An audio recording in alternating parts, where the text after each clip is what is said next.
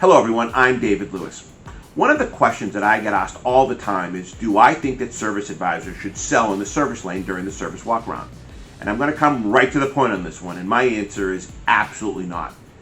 If I gave you a gun with one bullet, would you waste it on someone standing 100 yards away or wait until they're 5 yards away? I know I would wait. Now, in my opinion, service advisors get one really good shot at upselling the customer, and that is at the completion and presentation of the multi-point inspection. Consider this.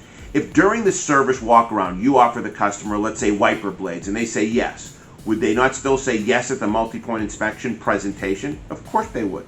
So why shoot that one bullet prematurely? And even worse is when they purchase the wiper blades during the service walk-around and then feel like they have already said yes to one thing and then they say no to the items during the multi-point inspection presentation that are more important and create stronger profits for the dealership.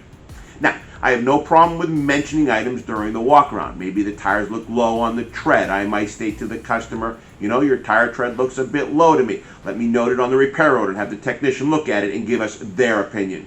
Then I would present the tires during the multi-point presentation. The worst thing we can do is give the customer the impression that we're going to try and sell them items every time we speak to them.